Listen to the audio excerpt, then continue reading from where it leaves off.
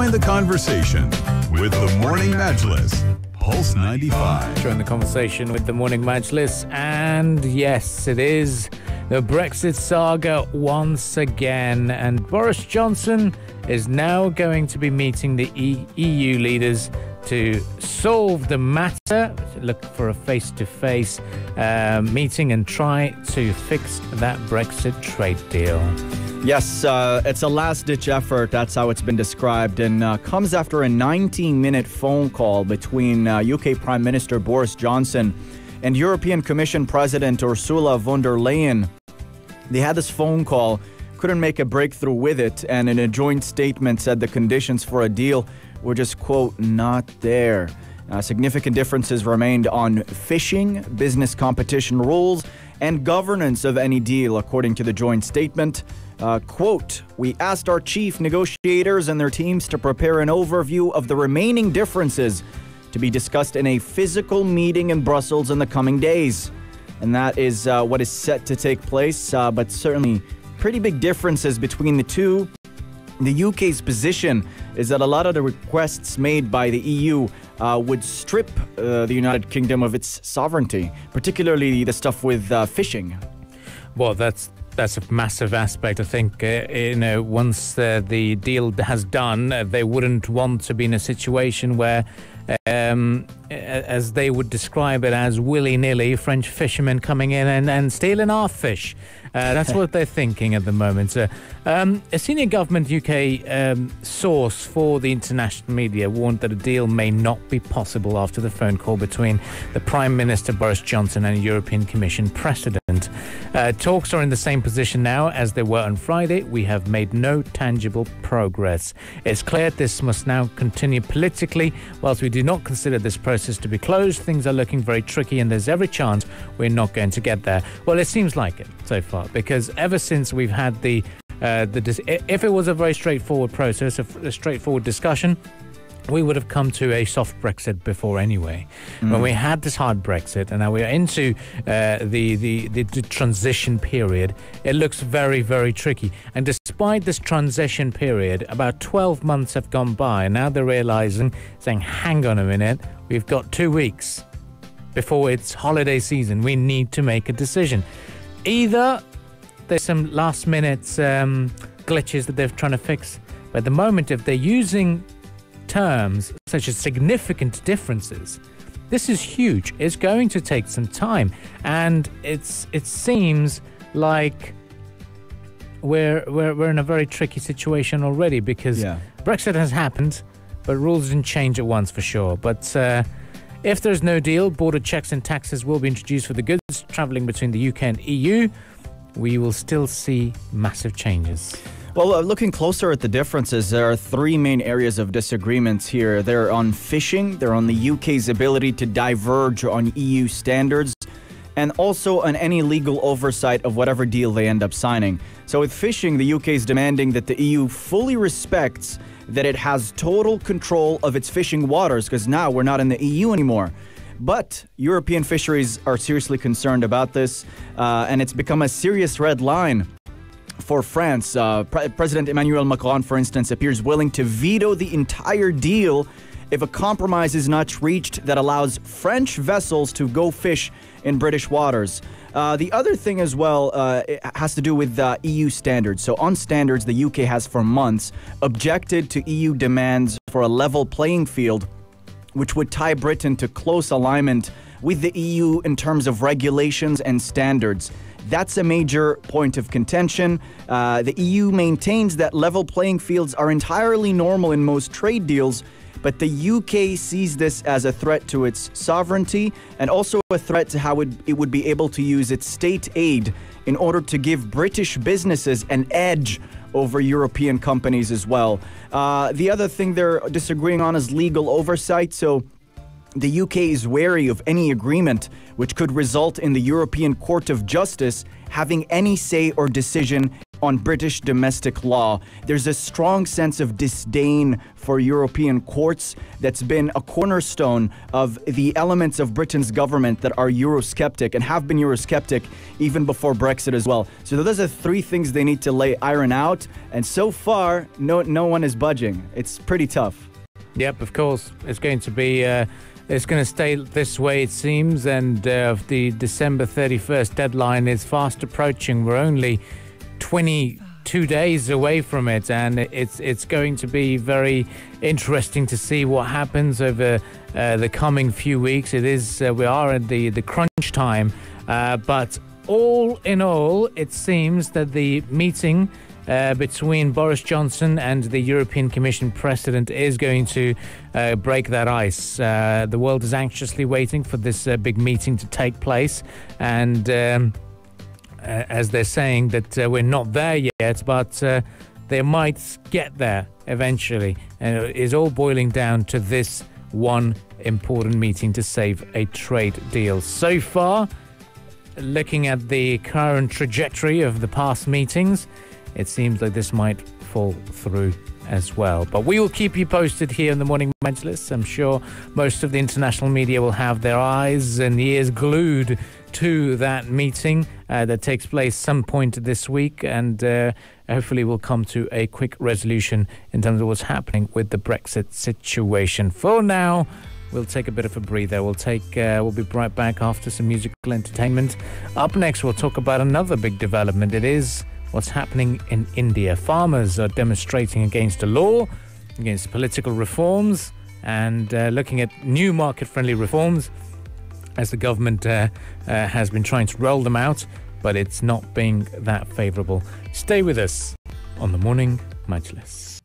Join the conversation with the Morning Majlis, Pulse 95. We go over to India. We've got a pretty major situation here with farmers protesting against proposed reforms.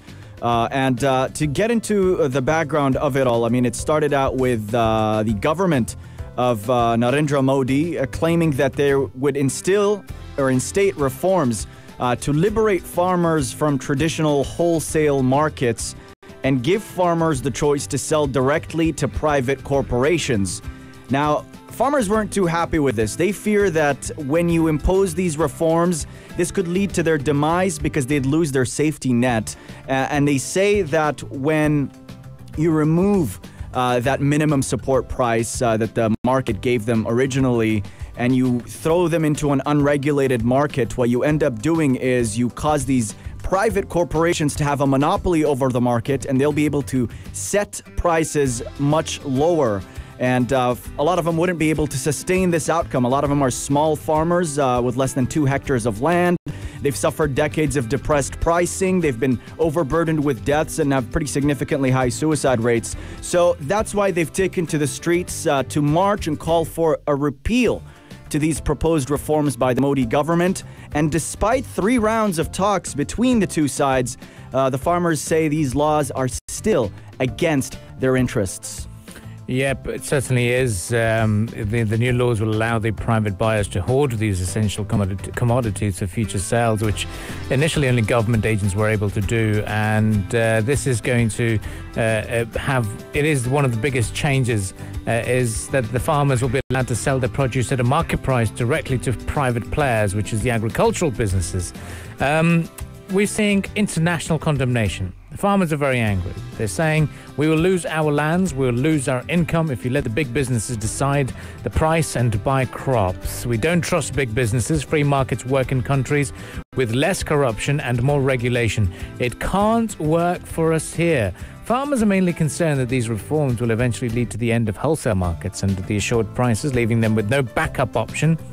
That is, if they're not satisfied with the price offered by a private buyer, they cannot return to their own farms or use it as a bargaining chip during negotiations. The Mandi system will continue, and they will not withdraw the floor prices they currently offer. But farmers are very, very suspicious of it to an extent.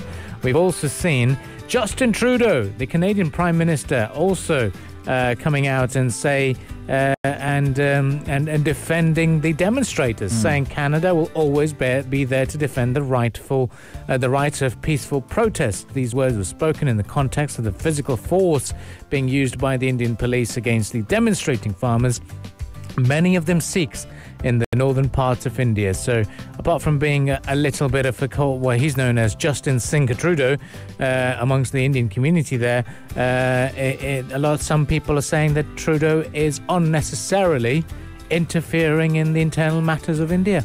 Well, I mean, that's something that, not just Trudeau has been talking about. It's something observers have been discussing as well. I mean, the fact that since coming to power in 2014, the ruling Bharatiya Janata Party, BJP, and its Prime Minister Narendra Modi have taken a lot of steps that what they describe as unconstitutional in terms of the promise of equality.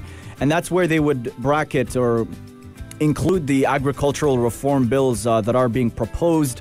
There are also accusations, for instance, that this is part of a long line of policies, including the Citizenship Amendment Act as well, which excludes certain groups as well and negates what should be equality within India's constitution as well. So it's part of an ongoing and long-standing tension. And even now, these marches by the farmers, members of the BJP government, are characterizing them as Sikh separatists. So, I mean, that's been happening for some time now. A lot of observers are being critical of what is going on in India. Certainly is, and we will be keeping you posted about what's happening in and around the world as we prepare for the world of news headlines. We shall return right after that, and continuing the discussions here in the Morning Majlis, we'll focus a little bit more on the Sharjah Entrepreneurship Festival, as well as the big news emerging from GITEX. There's whispers that Emaar has stopped construction projects, and there's been a little bit of a debate over it. And there's also rumours and thoughts being shared that WhatsApp and FaceTime may soon be made available in the country. These were the sentiments that were echoed or have been echoed since way back in 2012, 2014s, but we're seeing them again. There's some thoughts. What's happening? We'll keep you posted about that. All the latest from GITEX and the Entrepreneurship Festival with a bit more of a local outlook here on the Morning Majlis. Pulse 95. Between local lines. Notes from the Emirate. Notes from the Emirate indeed, and yes, one big thing is traffic fines. Everyone gets concerned about it, especially when they look at their registration card and think, oh no, it's time to renew your vehicles. Well, the best thing is not to violate any traffic rules and follow the general precautions and regulations, and you'll be fine. You won't have to be worrying about fines being very heavy on your wallets. Well, we have a 50% discount on traffic fines here in the Emirate of Sharjah. The big thing everyone's going to be concerned about is how to make use of it. Well, a couple of ways. First up, you've got the Ministry of Interior app. Sharjah Police said that motorists can make use of that 50% discount on the traffic fines, which was announced for the National Day period from the 1st of December, in fact, and it's valid for 49 days. And you can make the payment through the Ministry of Interior app or the Sahel devices in the Emirate. They started, in fact, on 2nd of December for 49 days. The police said in a tweet that the residents can make use of the discount by paying the traffic fines before the end of the scheme. Sahel devices are installed in 12 different locations in various parts of the Emirate. All you have to do is download the Ministry of Interior app, and you will see the price difference for certain traffic violations. For example, speeding ticket above the kilometers or 21 kilometers above the limit, you get a fine of 600 dirhams. The app will tell you to pay 300 dirhams. So all traffic violations except serious violations will be included in the discount, according to Major General Saif Zarriya Shamsi, the Commander-in-Chief of the Sharjah Police. All vehicle impoundments and traffic points will also be cancelled. Sharjah Police will take all necessary steps to facilitate these services for the customers and make them happy. Well, individual Emirates have also announced discount schemes as in Quwain, Ras Al Khaimah, Ajman and Fujairah. And so that, road users can make use of those benefits from there on. One big thing about the Ministry of Interior app is that just in case you forget your license, for example, just in case you forget your registration card, the Ministry of Interior app, which uses your Emirates ID details to show you all the services, you have a digital card. So I remember the days when I renewed my vehicle in March during in the middle of the pandemic, let's say, and all test centres were closed, and I did it online. I did not have my registration card on me, and that's when the Sharjah police personnel, who I was filming with for Pulse 95 Radio, told me that it's best to use that app because that app is recognised as the official card as well, the official digital card. Should you not have your card on you, you can use that. So it took me a while. It took about 3 weeks for my registration card to be delivered to my home. But during that time, I used my digital card, which is also got your visa details on it as well. So quite a useful app. So Ministry of Interior app is where you can make your traffic fine payments as well. So do make use of that service. But yes, once again, 2nd of December is when the 50% discount on traffic fines in the Emirate of Sharjah were launched. You have 49 days to make your payment. It's going to appear on the app. It will appear as the discounted fee for you to pay your traffic violations. Well, stay with us on the Morning Majlis. If you've got any more things to add, if you've got any more key benefits of the Ministry of Interior app to share with us, then do so on the text lines 4215 with your name at the end so that we can give you an appropriate shout out as well. Earlier in the show, I asked you this question: what is how many times does a human body breathe in a day? How many breaths do you take in a single day? That was the question I asked you as a quiz question. If you know the answer, text us on 4215 with your name at the end. We shall be revealing the answer very, very shortly. This is the Morning Majlis, only on Pulse 95. Stay fit. Stay fit. Stay fit.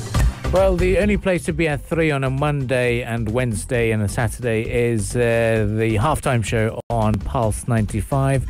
But we'd like to say the only place to be at 9:45 or 9:49 whenever we do our sports segment is the Morning Majlis' Sports Wrap. We have lots of developments from the world of cricket. Sadly, South Africa versus England cricket tour, the tournament is now, or the series is now going to be called off due to the COVID-19 outbreak. An announcement comes after the rearranged first match in the 3-match series on Sunday was cancelled after 2 members of the English touring party had tested positive.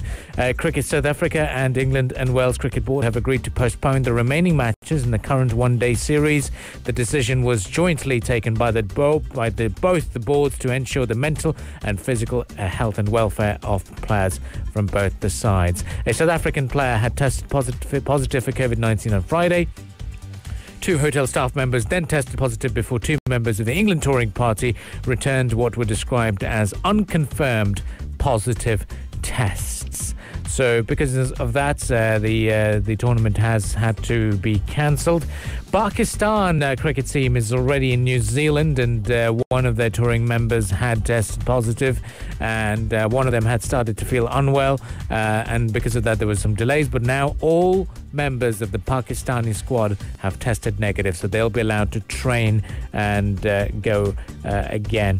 Another big thing in the world of sports to look forward to is Barcelona versus Juventus tonight. Now, if you're a Sporting fan and a massive football fan such as Omar Aduri, 12 midnight is what you will be gearing up for, because it is 2 players who've been known as the greatest players of our century, maybe, of this century. They're going to go head-to-head. It is Lionel Messi versus Cristiano Ronaldo. And the first time these guys went head-to-head was way back in 2008. And now to see this duel after they've played 36 games against each other and representing different teams. But this is what's going to happen. Barcelona and Juventus are through. This is the final night of the group stages, final game of the group stages in the Champions League. And both sides are through, but both sides will now be competing on who finishes on top of that table. But for fans, it is Barcelona versus Juventus. It is Lionel Messi versus Cristiano Ronaldo, because there's a huge rift in players, general football fans thinking, oh, I love Lionel Messi or I love Cristiano Ronaldo. Messi is better than Ronaldo. That little bit of a debate, that's going to be settled tonight. So if you are a football fan and have not been really that updated with the world of Champions League, then do so, because it is tonight's game that is going to be on your calendar. It's worth noting as well. Lots of big games. Manchester United versus Leipzig as well. United need this win, by the way. They need to get through to the next stage. This is a very important game for them. So we'll keep you posted about what needs to be done, and let us know what you are expecting from these encounters. Well, for the morning Majlis, for now, it is time for us to say goodbye, and we'll be back again bright and early tomorrow morning. Today, Ahmed Dawood had to be doing news duties and sadly was not able to be taking part in the morning Majlis's entertainment this morning, but we will be keeping you posted throughout the day with the number of programs lined up for you. If you'd like to catch up with most of the podcasts from today, then you can do so on SoundCloud and YouTube as well. YouTube is where we have the visual podcasts for you on a daily basis. So log on to that, subscribe to that page as well, share away.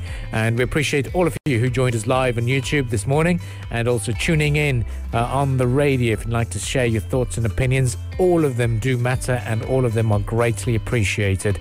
Just text us on 4215 how your day is going, or you enjoyed the morning Majlis today or not. Let us know on the text lines 4215. We appreciate all of those messages coming in. Earlier this morning, I had asked you this question earlier: how many times do people breathe in a day? Lots of people have been coming back with their texts, and yes, it is 20,000 breaths a day is what an average person breathes on a daily basis. Well, stay with us on the morning Majlis and stay with us on Past 95.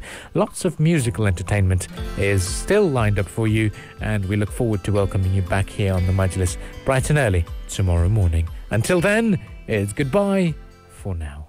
If you liked this episode of the Morning Majlis, drop a like and subscribe. 95. Be sure to follow us on Instagram for all our daily updates and top stories. Bubbles.